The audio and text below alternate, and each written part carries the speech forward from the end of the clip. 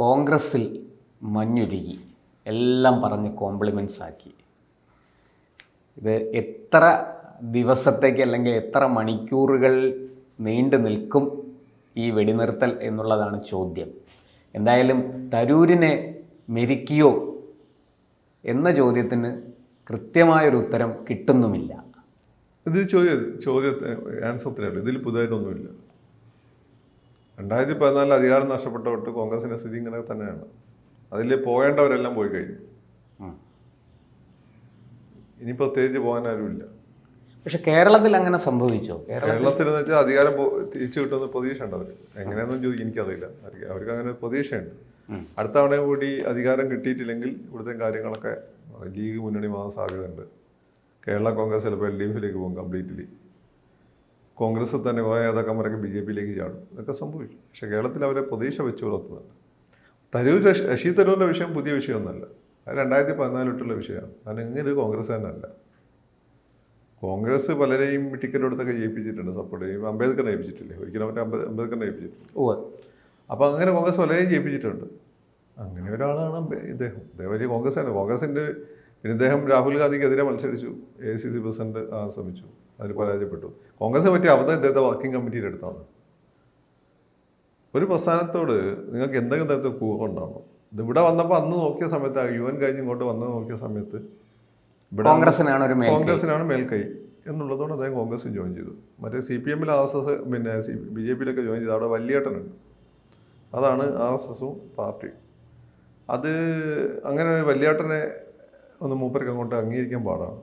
ഇവിടെയാണ് ഹൈക്കമാൻഡ് കോൺഗ്രസ് ആണ്. കോൺഗ്രസ് എന്ന് വെച്ചാൽ ഒരു ഡൽഹിയിലെ ഒരു എന്താണ് പറയുക, ലുട്യൻസ് പാർക്കിലെ എലീറ്റ് ക്ലബ്ബാണ്. അപ്പോൾ അവിടെ ശശി തരൂരിൻ്റെ വല്ല ഇന്ത്യയിൽ ഇപ്പോൾ ആരും ഉണ്ടാവില്ല. അവിടെ ഫിറ്റാണ് അദ്ദേഹം. അപ്പോൾ തന്നെ ഫിക്കി ഉണ്ട്, ബിസിനസ് ആസ്ഥാനം ഫിക്കി, അങ്ങനെയുള്ള എല്ലാ സാധനമാണ്. പിന്നെ ക്രിക്കറ്റ് ഉണ്ട്, BCCI ഉണ്ട്. എനിക്ക് ബോംബെയിലാണ് ഇങ്ങനെ അതിൻ്റെ കേന്ദ്രമാണ്. അപ്പം ഇതിവിടെയൊക്കെ ശശി തരൂർ പറ്റിയ ആളാണ്. കാണാനും സുന്ദരനാണ്, നന്നായിട്ട് അണിഞ്ഞൊരുക്കും, നല്ല ഇംഗ്ലീഷ് അറിയാം, സാഹിബിന് ഇംഗ്ലീഷ് പഠിപ്പിക്കും. പിന്നെ ഈ പറയുന്ന ഹിസ്റ്ററിയിൽ അത്യാവശ്യം ധാരണയുണ്ട്. പിന്നെ എഴുത്തുകാരെന്നുള്ള ഗ്ലാമറുണ്ട്. അപ്പോൾ എന്തുകൊണ്ട് ലുട്യൻ ഡൽഹിക്ക് പറ്റിയ ഒരാളാണ്. ഒരു വലിയ ബ്യൂറോക്രാറ്റ് എന്നുള്ളൊരു പശ്ചാത്തലവും. പക്ഷേ ബ്യൂറോക്രാറ്റ് എന്നുള്ള ഒരു UN അന്തർദേശീയ എക്സ്പോഷർ കിട്ടിയെന്നുള്ള ഒരു പശ്ചാത്തലം. അപ്പോൾ ഇത്തരം കാര്യങ്ങൾക്ക് പറ്റിയ ഒരാളാണ്. പഴയ ലോകത്ത്, അതായത് ലിബറൽ ലോകത്ത് ഇന്ത്യയുടെ മുഖമായിട്ട് വെക്കാൻ പറ്റിയ ഒരാൾ. ഇപ്പോഴത്തെ റൈറ്റ് വിങ് ലോകത്തിന് പറ്റിയ ഒരാളാണെന്ന് വെച്ചാൽ അല്ല. ഇങ്ങനെ ഒരു പരിധി കൂടുതലൊന്നും റൈറ്റ് വിങ് ആകാൻ പറ്റില്ല. അങ്ങനെ അതല്ല, ഇങ്ങനെ ലിബറലാണ്. അപ്പം അങ്ങനെ BJP പോയി കഴിഞ്ഞാൽ ഉണ്ടാകാൻ പോകുന്ന വലിയൊരു പ്രശ്നം അതാണ്. അങ്ങനെ ഒരു പരിധി കൂടുതൽ നമ്മളൊരു സെൽഫ് ഉണ്ടല്ലോ, ഈ സെൽഫ് ഒരു പരിധി കൂടെ നമുക്ക് കോംപ്രമൈസ് ചെയ്യാൻ പറ്റില്ല. അല്ലേ നിങ്ങൾ ഒരു എത്തിക്സും ഇല്ലാത്ത മനുഷ്യനായിരിക്കണം, ഒരു മൂല്യവും ഇല്ലാത്ത പണം പണം പണം പണം പണം പണം പ്രശസ്തി, അങ്ങനെ ശീതരും അങ്ങനത്തെ ആളൊന്നല്ല. മൂപ്പര് കുറച്ച് മൂല്യങ്ങളൊക്കെ ഉണ്ട്, ലിബറൽ മൂല്യങ്ങളാണ്. സെന്റ് സ്റ്റീഫൻസ് പഠിക്കുന്നു, ഇന്റർനാഷണൽ എക്സ്പോഷർ കിട്ടുന്നു, പിന്നെ കോൺഗ്രസ്സിൽ വരുന്നു, മന്ത്രിയാണ്. ഒരു ലിബറൽ അപ്രോച്ചാണ്. ഒരു പരിധിയുണ്ട്, അതിൽ നിന്ന് തരുന്നതായില്ല. ഇവിടെ ചില മാഷുമാരെ കോൺഗ്രസ്സുകാർ വലിയ ആളുകളായ ചില മാഷുമാരുണ്ടല്ലോ, ആക്കാൻ പറ്റുന്ന അത്രയും കോൺഗ്രസ് ആക്കി. ഇനി കേരളത്തിലെ മുഖ്യമന്ത്രി ആക്കാനേ ബാക്കിയുള്ളൂ, അല്ലെ AICC പ്രസിഡന്റ്. അതിനുള്ള യോഗ്യത ഒന്നും ഇല്ല, സ്വാധീന ശക്തിയില്ല. അപ്പം കോൺഗ്രസ് KPCC സ്ഥാനം കൊടുത്ത് ഇവിടെ നിർത്തി. അത് പോരാ, ഡൽഹിയിൽ തന്നെ താമസിക്കണം. അപ്പം ഇത് പിന്നെ കോൺഗ്രസ് വിട്ട് തള്ളി പറഞ്ഞിട്ട് വേറൊരു സംഘടനയുടെ എന്തായി എൻ്റെ സപ്പോർട്ടറായി മാറി ഇപ്പം ഡൽഹിയിൽ ഇരിക്കുന്നുണ്ട്. അത് വേറൊരു എത്തിക്സും ഇല്ലാത്തതാണ്. ശശി തരൂർ അത്ര അതപ്പതിച്ച ഒരാളൊന്നുമല്ല, അയാൾക്ക് കുറച്ചൊക്കെ എത്തിക്സ് ഉണ്ട്. അപ്പം ശശി തരൂരിൻ്റെ പ്രശ്നം അന്നേ ഉണ്ട്, ഇന്നേ ഉണ്ട്. അത് ഇടയ്ക്കിടെ ഇങ്ങനെ മൂപ്പരിങ്ങനെ വെറുതെ ഇരിക്കുമ്പോൾ ആരെങ്കിലും പോയി മൂപ്പർക്ക് ചോദിക്കും, മൂപ്പര് വർത്തമാനം പറയും. അതിന് കേരളത്തിൽ ഈ കോൺഗ്രസ്സുകാർ എന്തെങ്കിലുമൊക്കെ പിന്നെ പ്രതികരിക്കും, ചിലരതിന് മറുപടി പറയും. പിന്നെ ചിലപ്പോൾ അയാൾ പറയുന്നതിന് എന്തെങ്കിലും ഒരു പുതുമ ഉണ്ടാവും. ആ പുതുമ ഉള്ളതുകൊണ്ട് നമ്മളൊക്കെ ചിലപ്പോൾ സംസാരിക്കും. ഈ അയാൾ എന്ത് പറഞ്ഞാലും കുറേ YouTube ചാനലുകാരുണ്ട് എന്ത് വൃത്തിയേടും പറയുന്നു, എന്ത് വൃത്തിയേടും എങ്ങനെയും പറയുന്നത്. എനിക്കത് ഇഷ്ടമുള്ള സംഭവമാണ്. കാരണം നമ്മൾ ഒരു മാറ്റർ ഉണ്ടായിട്ട് ആ മാറ്ററിനെ വേണം അഭിസംബോധന ചെയ്യാൻ. ഇപ്പം ബെഞ്ചാമൂട് കൂട്ടക്കൊല നടന്നു, അതിന് പിന്നെ ഇത് കഴിഞ്ഞ ദിവസം ഒരുത്തം പറയുകയാണ് അതിൻ്റെ പിന്നെ അതുപോലെ ഇതാണ് ടെററിസ്റ്റ്. എന്താണ് എനിക്ക് അറിഞ്ഞൂടായിട്ട് ഒരു മുസ്ലിം ക്രൈം ചെയ്താൽ എങ്ങനെയാണ് അത് എല്ലാം ടെററിസത്തിലെത്തുക? അങ്ങനെയാണെങ്കിലും മറ്റേ സെവൻത് ഡേ അഡ്വഞ്ചേഴ്സ് അവരുടെ പാലാരിവട്ടവരെ ബോംബ് പൊട്ടിച്ചില്ലേ പള്ളികളിൽ, മറ്റേ യഹോവ സാക്ഷികളല്ലേ? ഇതിൽ വലിയ ക്രൈമല്ലേ അത്? അതൊരു 6-7 പേര് മരിച്ചു. എന്നിട്ട് എന്താ നമ്മളത് കാണാത്തത്? ഇവിടെയാണ് നിങ്ങൾ ഈ പറയുന്ന താലിബാനൊക്കെ വളരുന്നത്. കാരണം ഇതൊരു മുസ്ലിംസിന് അവർ ചിന്തിക്കും ശരിയാണല്ലോ നമ്മളെ ആളുകളെ, ഇതൊരു ചെറുക്കൻ അവൻ്റെ ഒന്നെങ്കിൽ ഡ്രഗ്സ് ഉപയോഗിച്ചിട്ടുണ്ട് അല്ലെങ്കിൽ മാനസിക അതിന് നല്ല സാധ്യതയുണ്ട് ഡ്രഗ്സ്. ഈ മുസ്ലിം നിൽക്കുമ്പോൾ നിങ്ങൾ ഇപ്പം എൻ്റെയൊക്കെ ഇതിൻ്റെ അടിയിൽ കാണാം, ഞാൻ മൈൻഡ് ചെയ്യാറില്ല, നമുക്ക് ഗുണമില്ല എന്നുള്ള ഭാവമല്ലേ. എന്തെങ്കിലും ഇപ്പം ഞാൻ ഇസ്ലാമിനെ പറ്റി നല്ല പറയുക, അടുത്ത ഇവൻ ജിഹാദി, അവനെ തനിതം പുറത്ത്, പിന്നെ നിന്നെയൊക്കെ സന്തോഷിപ്പിക്കാൻ വേണ്ടിയിട്ട് ഞാൻ ജനിച്ച മാത്രമേ കുറ്റം പറഞ്ഞു കൊടുക്കും. പക്ഷെ നിങ്ങൾ എവിടെ പൊസിഷൻ ചെയ്യുന്നു എന്നുള്ളത് ഞാൻ നിങ്ങളോട് വന്നിട്ട് എന്നെ സംബന്ധിച്ച 2 കാര്യം വളരെ കൃത്യമാണ്. ഒന്നാമത് ഞാനൊരു ഇന്ത്യനാണ്, രണ്ടാമത് ഞാനൊരു മുസ്ലിമാണ്. ഈ 2 കാര്യത്തിൽ നോ കോംപ്രമൈസ് ആണ്. ഈ കാറ്റഗറൈസേഷൻ ഉണ്ടല്ലോ, ഒന്നാമത് ഇന്ത്യൻ, രണ്ടാമത് മുസ്ലിം, ഈ കാറ്റഗറൈസേഷനിൽ നോ കോംപ്രമൈസ് ആണ്. മനസ്സിലായി?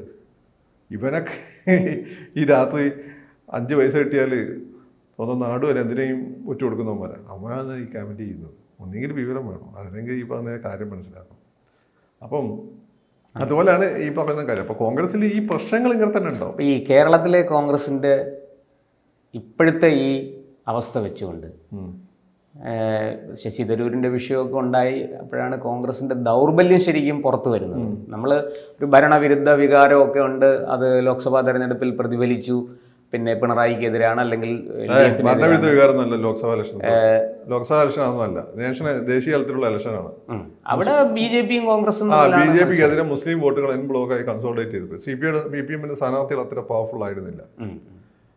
ഈ സാധനങ്ങളെല്ലാം കൂടി കൊണ്ടാണ് പിന്നെ ഈ ലോക്സഭാ ഇലക്ഷൻ ജയിക്കണം എന്ന് പിണറായി ഉള്ളുകൊണ്ട് ആഗ്രഹിച്ചു. കാരണം ലോക്സഭാ ഇലക്ഷനിൽ കോൺഗ്രസ് ജയിച്ചു കഴിഞ്ഞാൽ ഇവന്മാർക്ക് മത്ത് പിടിച്ചിട്ട് പിന്നെ ഇവന്മാർ ഒരു പണി എടുക്കില്ല, കഴിഞ്ഞ തവണത്തെ പോലെ കൂളായിട്ട് ജയിക്കുക. പിണറായിൻ്റെ ബുദ്ധിയെ നിങ്ങൾക്ക് അറിഞ്ഞോളായിട്ട് അങ്ങനെ 10 വർഷം മുമ്പ് ആലോചിച്ചു ഇപ്പം എന്ത് ചെയ്യണം.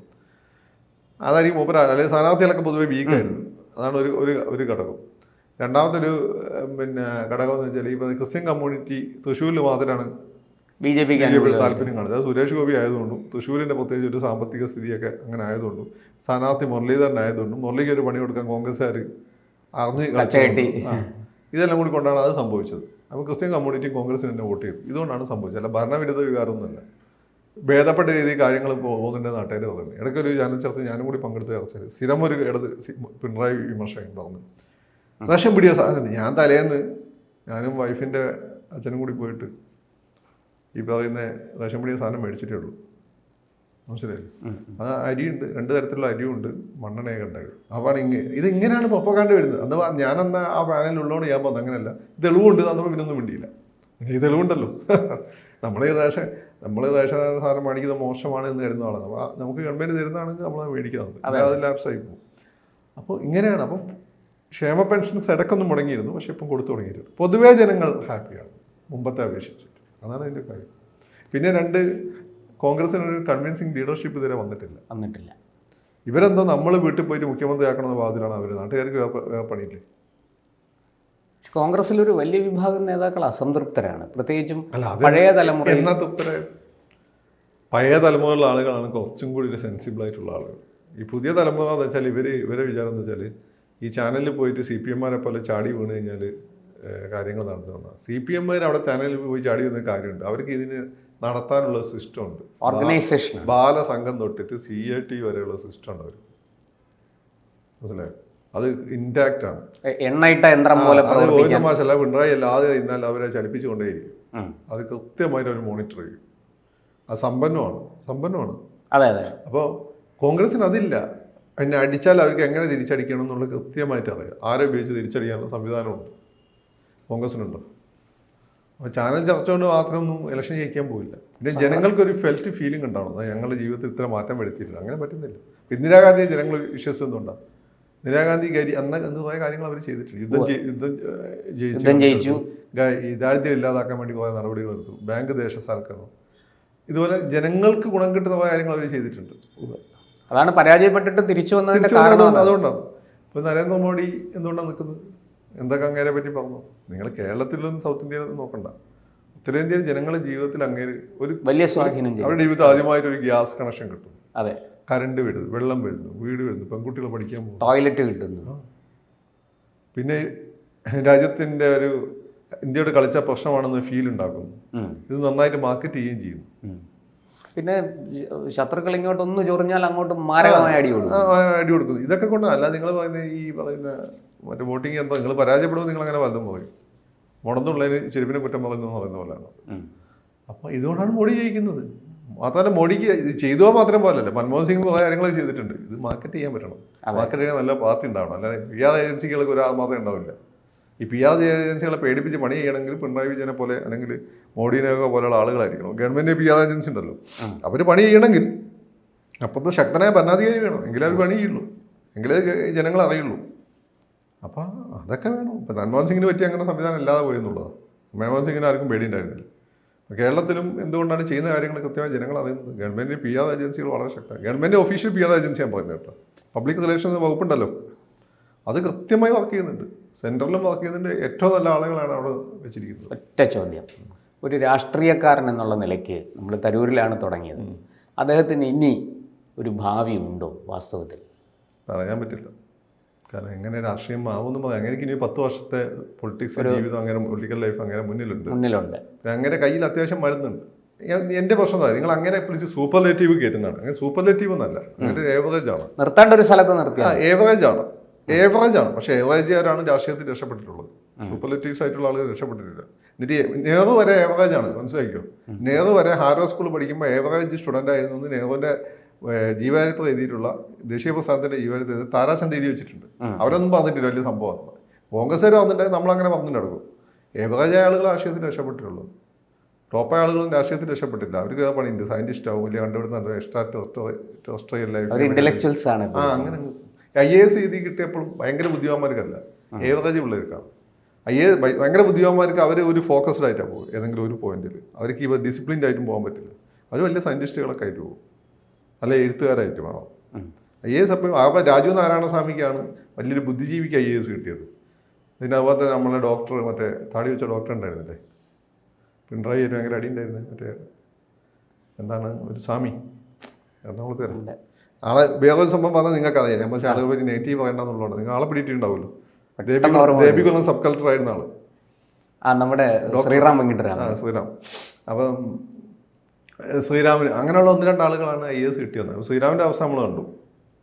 അതുപോലെ തന്നെ രാജീവ് നാരായണസ്വാമിയുടെ അവസ്ഥ നമ്മൾ കണ്ടു. ഒരു ബ്യൂറോക്രാറ്റ് അത് നല്ല ഭയങ്കര പെർഫോം ചെയ്യുന്ന ഒരാളല്ലല്ലോ.